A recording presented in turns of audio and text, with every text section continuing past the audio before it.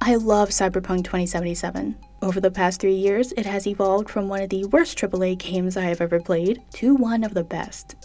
A big part of what makes this game amazing is the story and the choices that we are given as players. And along the way, I found that I kept thinking about the nature of humanity and those choices that the game is giving me. I was all set to make a video about sex and sexuality in Cyberpunk 2077, but I couldn't stop thinking about the nature of existence in this deeply flawed future. I mean, it's absurd to do a video about existentialism in a video game, right? Right? But then Albert Camus, who is totally not an existentialist, said, "In order to understand the world, one has to turn away from it on occasion. So buckle up. This is going to be a long one." I do need to get something out of the way before we get any further into this. I am painfully aware that I am not the right person to be talking about this. I am not smart enough. I am not educated enough. I'm a 21-year-old girl who talks about video games on the internet. What we really need is some professor of philosophy who really loves playing Cyberpunk 2077 to come along and explain this way better than I possibly can. So I'm going to do the best I can to talk about this. But if I've learned anything over the past 3 months I've spent working on this video, it is that I am in way over my head. So what is existentialism anyway? It's a 20th century philosophy that explores the nature of human existence. There is also a focus on the theme of freedom, but we'll talk about that more in a little bit. It has origins in the 19th century, especially involving the works of Soren Kierkegaard and Friedrich Nietzsche. While they themselves weren't existentialists, you can absolutely look at them as the mommy and daddy of existentialism.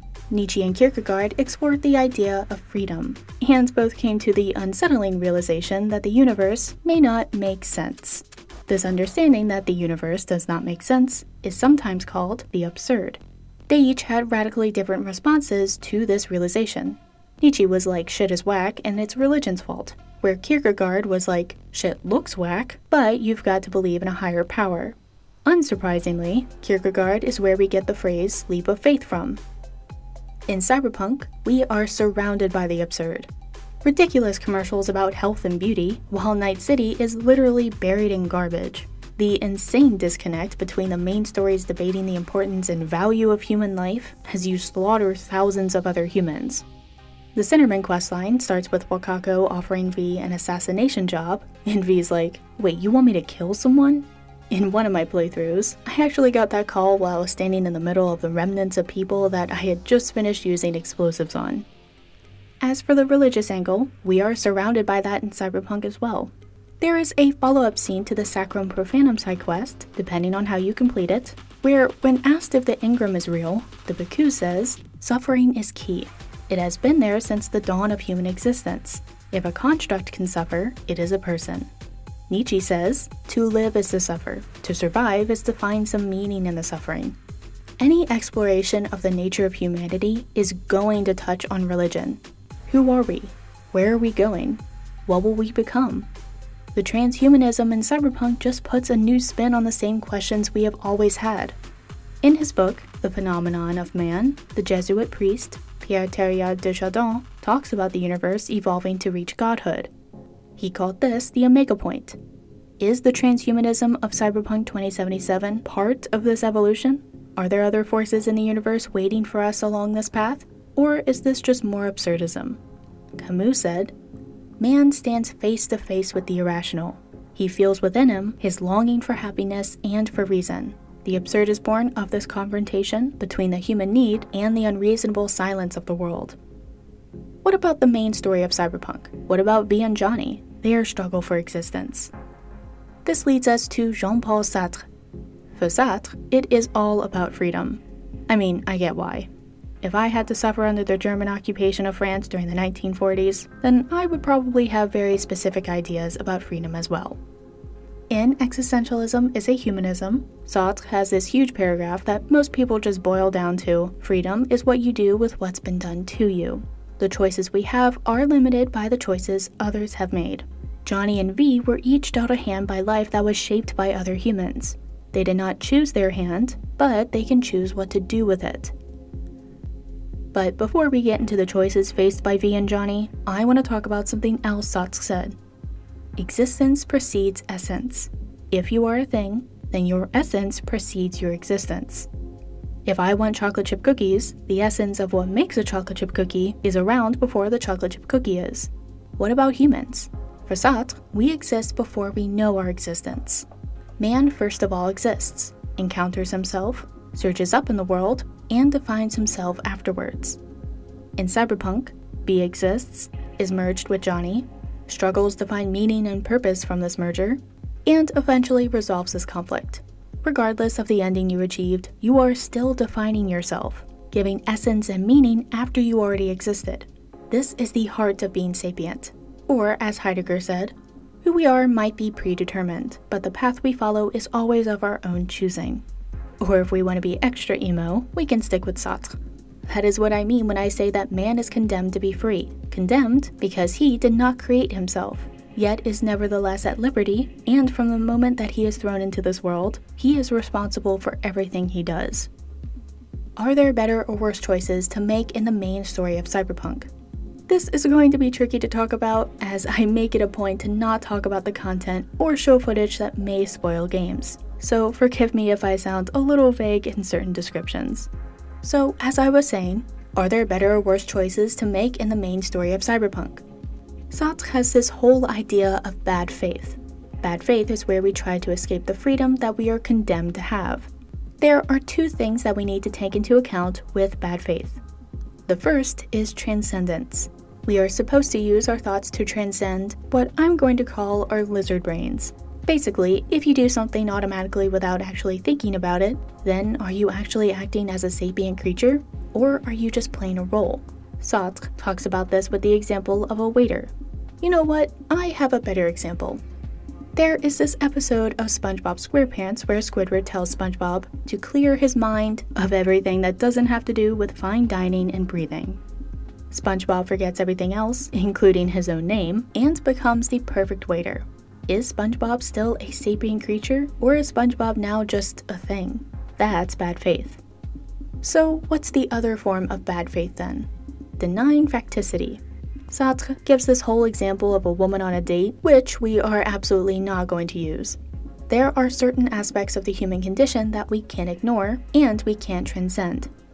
Johnny is in V's head. If V just decides to pretend Johnny isn't there, that is denying the fact that Johnny is actually in V's head. That is bad faith. So what are the right decisions? What should V and Johnny do? New Dawn fades? All along the Watchtower? Path of least resistance? Sartre tells us a story about a man who is living with and taking care of his mother in France during World War II. The man's older brother died in combat, and he desires to go to England and join the Free French forces. However, if he leaves, who will take care of his mother? He fully realized that this woman lived only for him, and that his disappearance, or perhaps his death, would plunge her into despair. He also realized that, concretely and in fact, every action he performed on his mother's behalf would be sure of effect in the sense of aiding her to live, whereas anything he did in order to go and fight would be an ambiguous action which might vanish like water into sand and serve no purpose. For Sartre, there is no best answer. The best you can do is to truly think about your decision and then make it. There will always be a sense of abandonment, regardless of what you choose, and the anguish that comes with it. Kierkegaard was a little harsher in his explanation. If you marry, you will regret it. If you do not marry, you will also regret it. If you marry or do not marry, you will regret both. Laugh at the world's follies, you will regret it. Weep over them, you will also regret that. Laugh at the world's follies or weep over them, you will regret both. Whether you laugh at the world's follies or weep— Alright, I'm not saying all this. You can pause to read it. I mean, this sounds bitter and cynical, especially if you look into Kierkegaard's relationship choices. But the crazy thing is that the data seems to show that he is right. It was found that people's biggest regrets tend to involve things they have failed to do in their lives. These divergent findings were reconciled by demonstrating that people's regrets follow a systematic time course. Actions cause more pain in the short term, but inactions are regretted more in the long run. And people are quicker to take steps to cope with failures to live up to their duties and responsibilities, ought-related regrets, than their failures to live up to their goals and aspirations, ideal-related regrets. As a consequence, ideal-related regrets are more likely to remain unresolved, leaving people more likely to regret not being all they could have been more than all they should have been. With V and Johnny, we can save and reload as many times as we want, so we can better know what the ultimate outcome of our choices are. That is a luxury we are never afforded in life, which is why the road not taken by Robert Frost is so hilarious. He's telling us that there is no way to figure out which path is better and that he can only take one path. So he's going to gaslight himself into thinking, ages and ages hence, that he made the better choice. That is genius. However, in this case, I think the odyssey of V and Johnny is more important than the ultimate destination. Just as the man, truly thinking about their decision to either take care of their mother or join the Free French, the journey that we take alongside V and Johnny is more important than where we eventually end up. Regardless of your ending, V is irrevocably changed by their time with Johnny. The sapient being that V was at the start is not the sapient being that V is at the end. The attacks that V suffers from during this process really remind me of the way PTSD manifests for some people. That shouldn't be much of a surprise, as physical and psychological trauma can permanently alter a person's brain.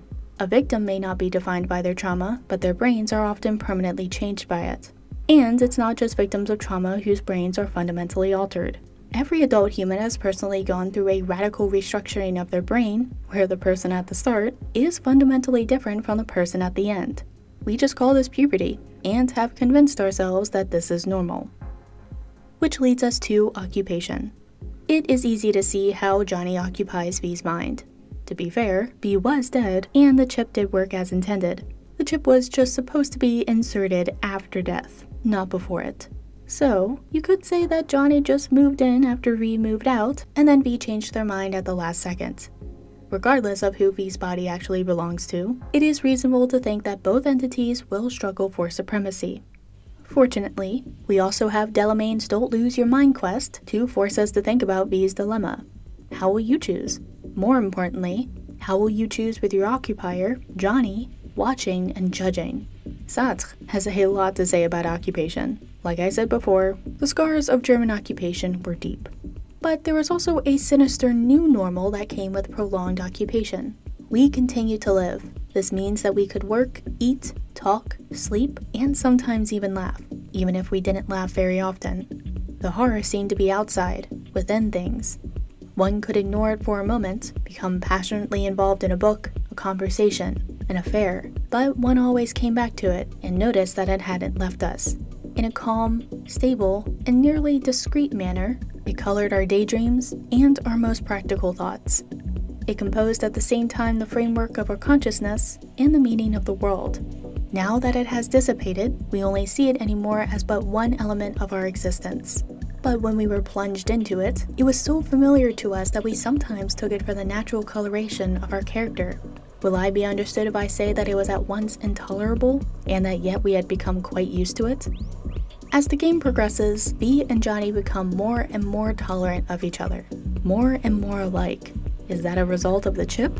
Or is that part of the human experience to normalize our occupation? The French were occupied by the Germans. Then most of the Germans were occupied by the Soviets. Want to know who was occupied by both the Germans and the Soviets in the 20th century? The Polish. The majority of people who made Cyberpunk 2077 are the children and grandchildren of those victims. So, who are the true occupiers of Cyberpunk 2077? If this was the original Cyberpunk of the 1980s, then that answer is clear: the corporations. However, CD Projekt Red goes out of its way to defend the billionaires of Cyberpunk, including Takamura's brainwashed bullshit about Arasaka and when he was a child soldier. I mean, I get that there are billionaires behind CD Projekt Red, but this feels like a tobacco company buying a cancer ward and then prescribing cigarettes to their patients. But then, I am led to the most unsettling thought that I've had about this game yet. All of these philosophers are telling us that there is all of this absurd bullshit. Nietzsche blames religion and nationalism. Kierkegaard says it's because we need to believe in a more higher power.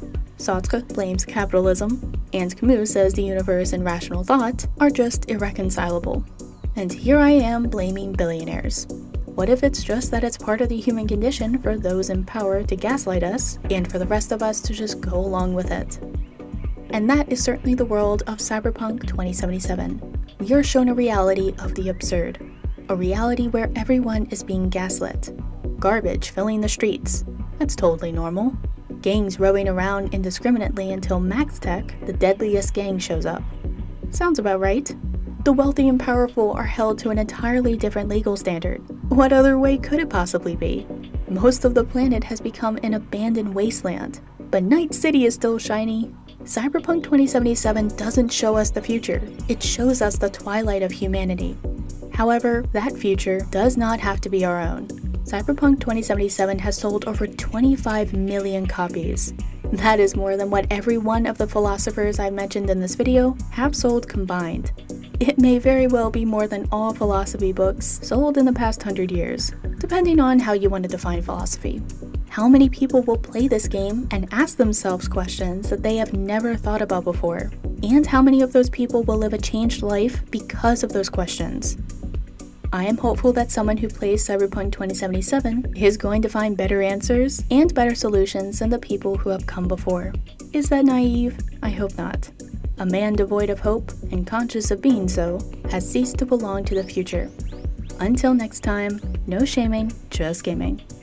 Thanks so much to everyone for a great 2023. I still can't believe how much sex-positive gaming has grown. A special thank you to Anon, Dave H, MK Dermo, Sludart, Trude Perkins, Cacophony of Failure, Lockhart, Xavron, and Hikora. You and all of the other patrons have allowed me to focus full-time on the channel, and without your support, I wouldn't be where I am today.